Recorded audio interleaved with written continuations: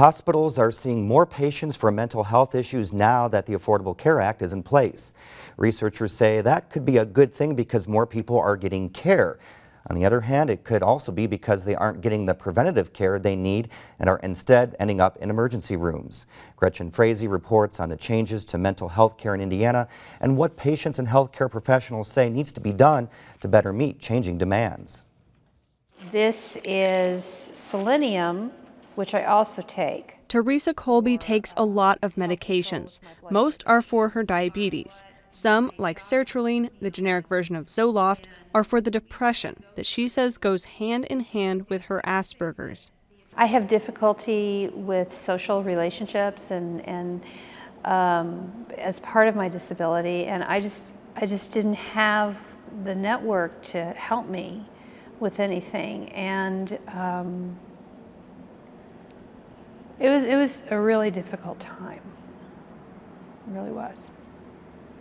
Several years ago, Colby's depression got so bad she knew she had to do something fast. With no insurance and no access to mental health services, she sought help at IU Health Bloomington Hospital. I walked in one day and I said, I'm like afraid I'm going to hurt myself, and had what was essentially a nervous breakdown. Colby says the care she got, while it kept her from committing suicide, did not help her deal with her depression long term. They do sort of like emergency stopgap care, but they don't really do anything to address the long-term situation, and then there's no follow-up care. So basically it scared me into thinking, well, I can't be mentally ill, because if I do, I'll get locked up. A joint study from Indiana University and Purdue University found hospitals nationwide are seeing a 9% increase in patients ages 19 to 25 who are being admitted because of situations like Colby's. They're at risk of attempting suicide, or they need intensive psychiatric care.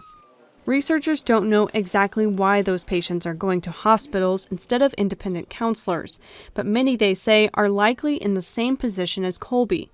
They don't have access to mental health services.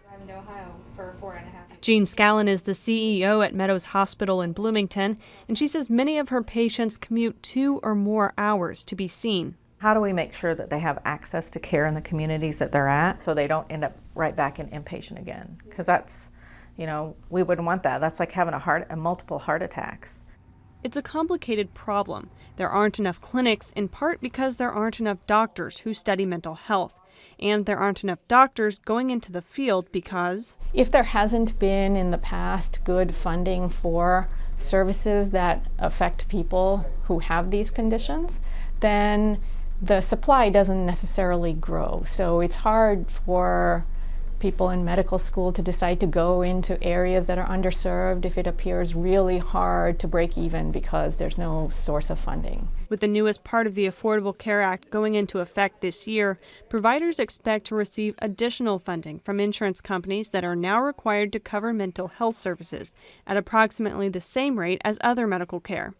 Teresa Colby signed up for insurance through the federal marketplace. I was really excited. Yay, I'm going to have insurance. I can, even get a full-time job and work more and do more and get my income up there and be productive. But she says it falls short of expectations, and she doesn't believe it will be the magic bullet that improves access to mental health services for everyone.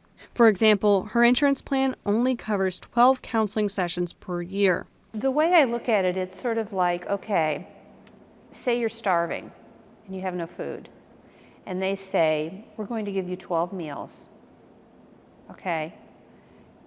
And then after 12 meals, that's all you get. And you're going, but what do I do after that? Under the law, therapists can request the insurance company pay for additional sessions, but it must be deemed medically necessary.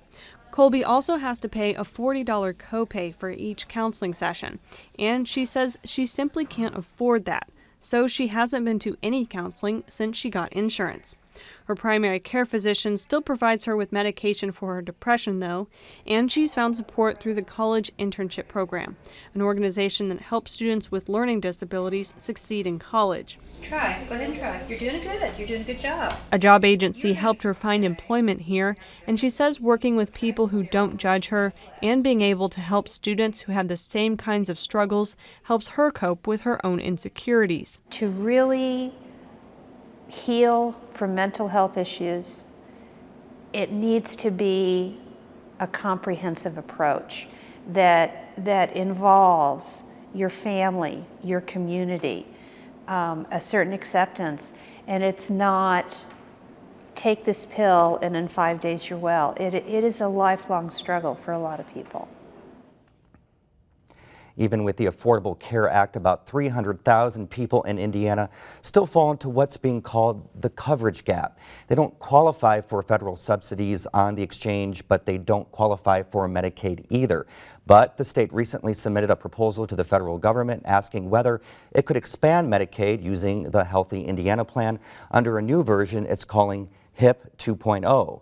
To talk more about how that plan plays into mental health care coverage in Indiana, we're joined by Bob Siegmann. He's the Senior Vice President for Healthcare Integration and Collaboration at Centerstone. It's an organization that provides mental health services here in the state. Bob, thanks for being here. Let's start with your experience. Are you seeing more people or more mental health patients due to the Affordable Care Act? We are seeing a few more because of the marketplace that opened on January 1st of last year. But we anticipate that the real change is going to come from a Medicaid expansion, which is the governor is calling HIP 2.0. And the HIP 2.0 that we talked about in the story, the health care coverage, does that affect a lot in Indiana? Oh, certainly. There are 300,000 or 400,000 Hoosiers who are below 100% of poverty. They are not eligible to apply for a product on the marketplace. And at the same time, they cannot afford any coverage. They're not eligible for Medicaid either unless we have an expansion.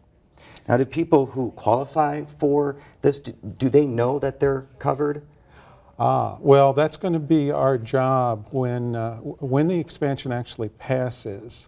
And the governor has sent a waiver to Washington, and that still has to come through. But when the expansion actually passes and we have HIP 2.0, then it's going to be our job to get the word out to folks that they are eligible for. How do you do that? How do you get that word out? Well, I think there are a variety of ways. There'll be advertising that's done. There's been advertising done in the 4 states that surround us on Medicaid expansion in those states. And we'll also have folks who are trained as navigators to help people. If people have this benefit, then it's going to be important to let them know that they're now eligible for Medicaid. Then the question is the coverage enough? We just heard from Teresa. She made that analogy with food, about having 12 meals and then you're done. Is this coverage going to be enough? Well, it should be. It should be. The companies that are going to be offering the insurance product here are supposed to follow federal parity laws. And that means that the mental health or addictions benefit should be equal to what a medical or surgery benefit would be. Will HIP 2.0 provide you with the additional funding that you would need to expand these services? Yes, most definitely. There will be additional funding, and we're real pleased to have that.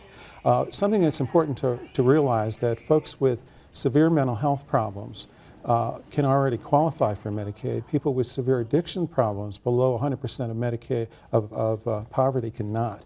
So this is going to be an opportunity for a lot of people with addictions to get treatment that hasn't been available before. And lastly, do you expect that this balance will eventually work out? Yes, indeed. This is a chicken and egg question. What comes first, the funding or the services? If we don't have the funding, we're not going to have the services. And with the funding, we can gradually build up the service availability. All right. Well, thank you very much for your perspective. Okay. Very interesting. Great. Thank you.